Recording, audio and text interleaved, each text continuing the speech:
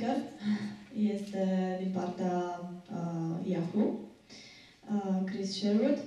A acceptat invitația noastră de a fi alături de noi și de a vorbi de provocările pe care o companie le are de trecut, având în vedere aceste noi prevederi ale legislației cu privire la protecția datelor cu caracter personal. Chris? Bună ziua! I'm sorry in advance that I don't speak any Romanian yet. Perhaps one day. I want to thank Ioana in particular for the invitation to be here. I'm very excited. It's my first time in Romania. I'm going to be here for another day or so, so I'm looking forward to learning more about the city of Bucharest and the national culture. And as I was saying to Ionel yesterday, this feels very similar in terms of the buzz and the general feel to my experiences in Poland. My wife is Polish, and when I drive through the streets of Bucharest, I don't feel that it's very different from what I experience in Poland. I just want to introduce myself a little bit. I'm the Director for Public Policy for Yahoo in Europe. I cover our relations with governments and policymakers across the whole continent, except for the UK and Ireland, because I have a colleague in London who deals with that. And so I'm responsible for influencing the development of policy and regulation and legislation. I'm more responsible also for advising the Yahoo business on what's coming out of Brussels and what's coming out of national capitals. So I talk to a lot of people internally as well as externally. What I want to do today is talk to you a little bit about the data protection legislation which is coming up. My objective here is really to, first of all, give you a very, very high-level overview of what's being proposed, and secondly, most importantly, to try and make you feel like you can do something about this, because you can. And so as the first step towards that, I want to make this session a little bit interactive and try and understand my audience a bit. So I'd like, if you would, please raise your hand if you're from an advertiser. One advertiser. From an agency. Okay, quite a few agencies. From a publisher. Okay, and from a sales house. Okay, anyone else who doesn't fit in one of those categories? Okay. Good. So there's a good mix of different pieces of the ecosystem. That's useful to know. Thank you. So why do we care so much about data protection? Well, because it's business model critical. It's that's what we do in this industry is collect data, and in theory, because all of the data that you collect about what's happening on a website or on a device is potentially linked to a person. It's therefore potentially all covered by legislation. So I want to take you through a little bit some of the key provisions of the Commission's proposals, explain what we at Yahoo see as some of the possible consequences of that proposal, and I want to share with you what I think we can do around Europe, but also specifically in Romania.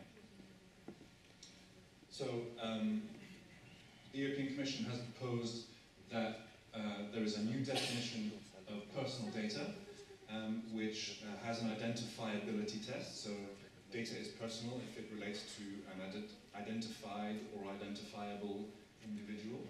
And it also refers for the first time to something called online identifiers.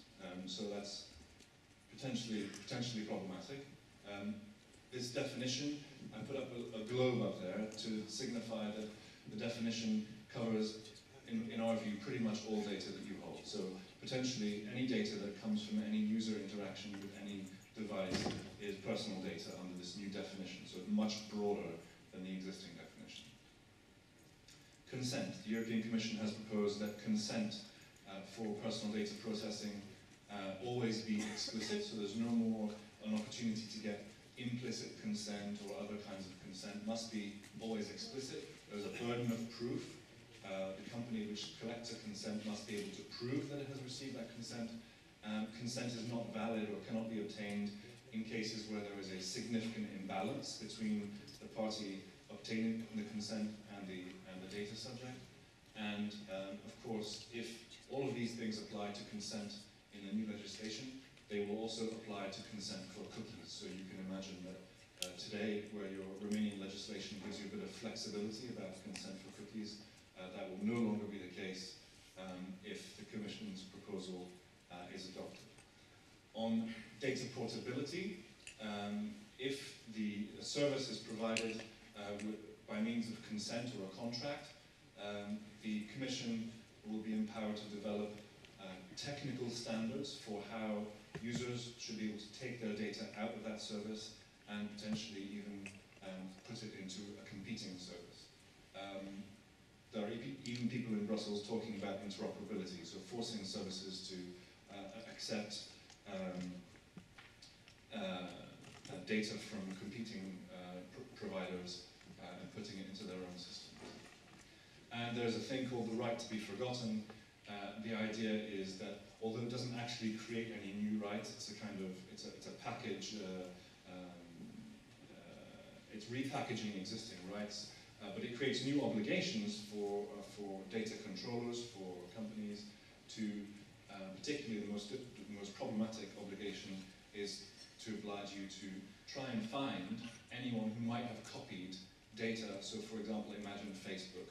You put up a picture on Facebook, someone could have done a right click and copied that, and Facebook will now have the responsibility of trying to find everyone in the world who had copied that picture and telling them that the person who had posted that picture wants to be forgotten and that the picture should be deleted. So, what does this mean for our businesses? Well, first of all, if they really are serious about this definition of personal data, then potentially all data is personal. And if all data is personal, and if when you use consent for processing of personal data, that consent must be explicit, and because you have a burden of proof, you need to record that consent, that probably creates incentives for companies as a compliance strategy to have logged-in experiences. So it's easier to collect consents via one registration and login event than it is to disturb the user every 5 minutes or more frequently or less frequently with a pop-up or a window shade or some other kind of consent interaction. So that's fine for a company like Yahoo. You know, we can drive people towards logged-in experiences. We do that quite a lot already. It's very easy for Facebook. They have all their consents when you sign up for the system. It's great because you can identify users who have consented. You can exclude users from services who have not consented, so it's a clean compliance strategy. But it's obviously problematic from a privacy perspective, because if that's the way the ecosystem chooses to comply with the law, there's less anonymous surfing, so it's less private. There's more data held by companies in a more identifiable form because we know who you are, you're logged in. It actually disadvantages third parties, business-to-business players, and smaller brands who don't have the clear and well-understood value proposition that a big consumer-facing brand has. It advantages companies that have large user bases, large registered user bases, and apologies for the colors not coming out very well. It's potentially, therefore, if you disadvantage small players and business-to-business players, potentially a real break on innovation. And as a good Silicon Valley company interested in the ecosystem and not just our own website and our own third-party activities, obviously we care about the fact that the ecosystem will be damaged by that kind of legislation. So we're possibly looking at a logged-in or increasingly logged-in world. So, what can we do about this? Well, you may not feel this, but you can make a big difference, all of you. So the way this process works is that legislation is going through the European Parliament, and at the same time it's being discussed by national governments in the context of the Council of the European Union. And so that's ministers who sit together, and then under them officials who sit together and discuss on behalf of the member state governments. And you can try and lobby both the European Parliament, so your Romanian members of Parliament, for example, and your national government, because they both have a say in this process. Romania matters. It's the seventh largest group in, the seventh largest country in terms of votes in the European Union system. So it's at 27. That's a big piece. How should you do this? Well, you should write to the minister, write to the MEPs, ask them for meetings, invite them to events, use the media, make a lot of noise about how Romania has a special story to tell, how innovative and how fast it's growing and how exciting the sector is here. I hear all kinds of things about ministers here wanting to set up a new Silicon Valley or something a little bit similar in different parts of Romania.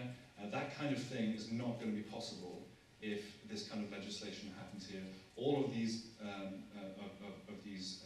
clusters and developments and new Silicon Valleys of the world will happen outside of the European Union if the laws are adopted as they're proposed by the European Commission. So use your IAB, empower your IAB here in Romania, and also use the IAB network. Feel free to reach out to IAB Europe in Brussels. Feel free also to reach out to me if you have any questions. And of course, when dealing with politicians, keep it simple. Don't get overcomplicated. I've kept it very simple for this presentation because this is a fresh audience, but yeah, don't get too complicated. And I'd like to give you the opportunity to ask any questions in the spirit of interactivity and empowerment of you as people who can have an effect. If you have any questions, please raise your hand. Yes. You just mentioned before that in the cases of significant imbalance, how is this significant imbalance defined? Because it's a bit yeah, it's not blurry. It's not defined, and that's my relationship with Apple is of imbalance, or with any big company, obviously.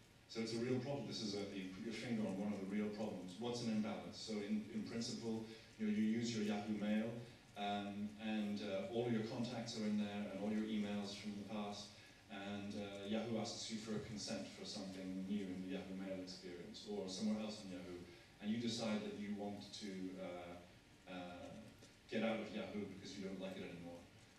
Well, there's a significant imbalance there, potentially, because there's a lot of your history, a lot of your data is there, or you want to go on Facebook because all your friends are on Facebook, and you can't really be active in the social network world because if you're not on Facebook, then you're nobody. So potentially there's a significant imbalance there, but it's not defined, and that's one of the key problems. And potentially, it's any service provider is in a significant position vis-a-vis the consumer, because the consumer is one person and the service provider provides services in theory to hundreds or thousands or millions of people. The second question is like all you presented here is also applying for the mobile side of the things. Yes, so this is another important aspect, two aspects. One will answer your question of this new legislation is that first of all, the legislation that's proposed is a regulation and not a directive. And this means that Romania will not have an opportunity to have a more flexible version in this country, so it will be directly become Romanian law, what's adopted in Brussels. And secondly, yes, it will apply completely horizontally, not just in the digital space, but in fact across all sectors of the economy. Anyone else?